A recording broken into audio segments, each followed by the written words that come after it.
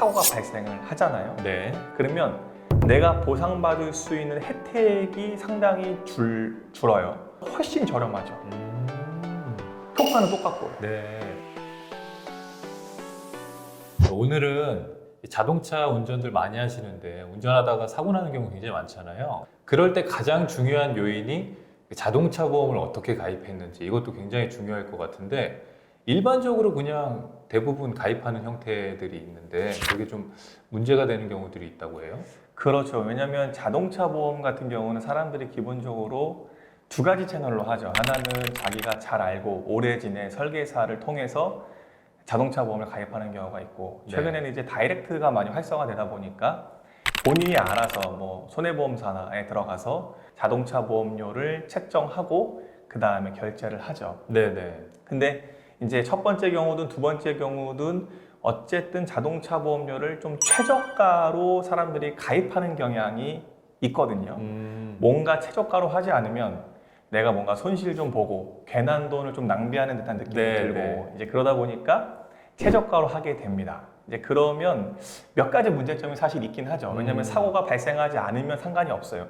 그 해가 지나가고 다음 해도 지나가면 상관이 없는데 막상 교통사고가 발생하면 자동차 보험을 어떻게 가입했느냐도 굉장히 중요해지죠. 그러니까 그렇더라고요. 실제로 비교 견적 내가지고 가장 저렴한데 1, 2만 원이라도 좋으니까 뭐 저렴한데 해달라 이런 요청들 많이 하시는 것 같아요. 많이 하죠. 저라도 네. 그렇고. 네. 그런데 그 1, 2만 원 때문에 뭐 수백만 원에서 많게는 뭐 몇천만 원까지도 이렇게 갭이 발생할 수도 있다라는 그런 문제들이 있다라고 해요. 그렇죠. 예, 뭐 어떻게 해야 돼요? 그럼 가입할 때?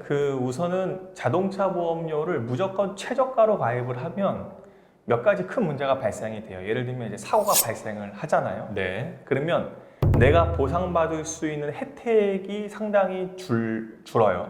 자동차 보험료는 내가 어떤 담보를 더 많이 가입하느냐 덜 가입하느냐에 따라서 보험료가 올라가기도 하고 내려가기도 하거든요. 네. 근데 반드시 자동차 보험을 가입하는 가입자들이 꼭 두 가지의 담보를 신경을 쓰셔야 됩니다.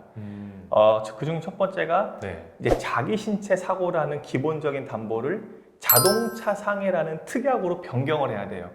어려운데요? 네. 예, 그러니까 이 특약이 네. 기본적으로는 그냥 일반적으로는 자동차 담보에 설정이 돼 있고요.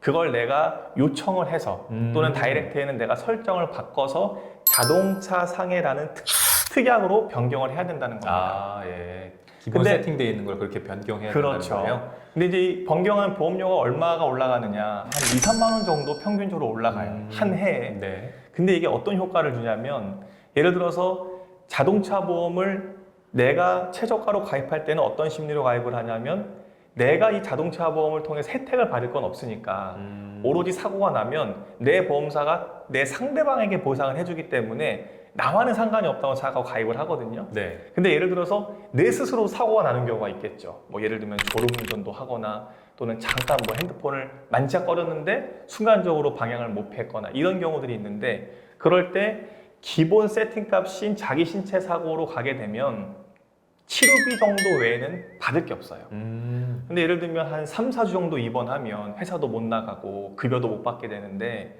그런 거를 전혀 담보할 수가 없죠. 근데 1년 중에 2, 3만 원이라도 추가로 보험료를 더 내고 자동차 상해라는 특별 약관으로 확장을 하게 되면 똑같이 내가 상대방 차에 치였을 때처럼 위자료나 취업손해나 상시 수익액 같은 것들을 다 받을 수가 있는 거죠. 아, 그래요? 그러니까 이거는 최저가의 보험료로는 절대 달성할 수가 없는 것들입니다. 그 2, 3만 원의 효과가 그렇게 큰 거예요? 엄청나죠. 그래서 똑같이 내가 예를 들어서 주행하다가 내 실수 부주의로 전봇대를 들이받아서 내가 허리뼈가 골절됐다고 가정을 하면 자기 신체 사고에서는 보상받을 게 거의 없어요. 근데 자동차 상해는 보통 일반적인 소득을 갖고 있는 직장인들이라면 3, 4천만 원이나 그 이상의 합의금을 받을 수가 있는 겁니다. 치료비도 나오고 그거는? 그건 당연한 거고요. 그렇군요. 그리고 이제 또 한 가지가 뭐냐면 많이들 잊고 계시는데요. 우리가 이제 요새 형사합의금이라는 게 사회적으로 대두가 많이 되잖아요. 이제 12대 중과실을 범했거나 또는 내가 뭐 12대 중과실을 범하지 않지만 내가 사람을 쳤는데 하필 그분이 좀 많이 다친 겁니다. 중상에 해당이 되면 이제 우리가 법적으로 형사처벌을 받거든요. 네.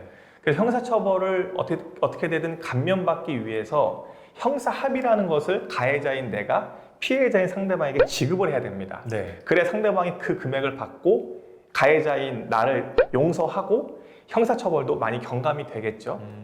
그런데 이 형사합의금을 보통은 형사합의를 담보하는 운전자 보험을 통해서 보유들 갖고 계시거든요. 근데 자동차 보험의 법률 방어 비용 특약으로도 이 형사합의금을 지원할 수 있는 것을 얼마든지 가입할 수가 있어요. 아, 그래요? 근데 이게 어떤 효과냐면 예를 들어서 한 달에 보니까 1, 2만 원밖에 안 하겠는데 그래서 1, 2만 원 정도 내고 매월 다달이 그 보험료를 낸단 말이에요. 내 상해 보험처럼요. 그렇죠. 그럼 2만 원이면 1년에 12개월이니까 24만 원이잖아요. 예.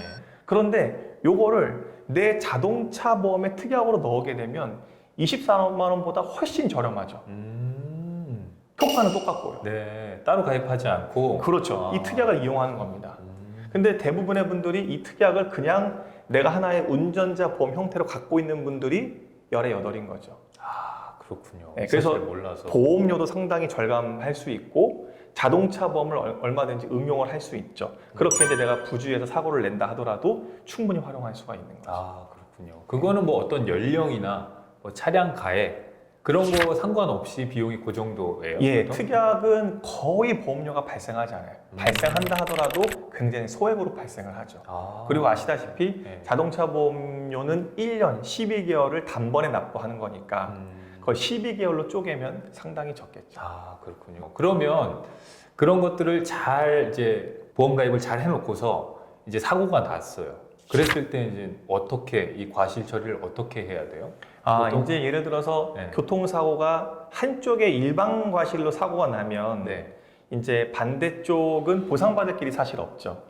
그런데 그 사고를 유발한 사람도 아까 말씀드린 것처럼 자기 신체 사고를 갖고 있으면 보상은 받습니다. 네. 그런데 이제 치료비 정도를 받겠는데요. 네.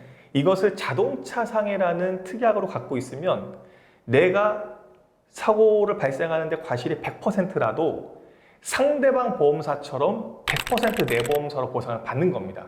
위자료, 휴업손해, 상실수익에 때로는 간병인이 필요할 정도의 상해 정도가 다쳤다면 간병인도 지원을 받아요. 아, 내가 100%인데도 그걸 받을 수가 그렇습니다. 있어요? 네. 그리고 예를 들어서 5대5 정도의 과실이 나잖아요. 네. 그럼 보통 한쪽의 사람이 다른 한쪽으로부터 50%만 보상을 받죠. 뭐 위자료도 휴업손해도 등등 해서 50%만 잘못했으니까 받고 끝내버리는데요. 그럴 때 내 보험사에 내가 잘못한 50%를 보상을 받을 수 있습니다. 아, 그래요? 네, 그거는 자기 신체 사고라는 기본 담보든 자동차 상해라는 특약이든 간에 상관은 없지만 보상의 한도가 자기 신체 사고가 상당히 적기 때문에 사실은 그렇게 보상을 받으실 걸 염두에 두시면 자동차 상해를 갖고 있는 게 상당히 중요하겠죠. 아, 그렇군요. 일단은 보험을 일단 잘 들어야 되고. 예. 아, 그렇군요. 보통은 사고 나면 보험사에서 그냥 그렇다 그러면 그런 줄 알고 그냥 보통은 넘어가는 경우들이 대다수잖아요. 그렇죠. 이번에 이제 확실히 좀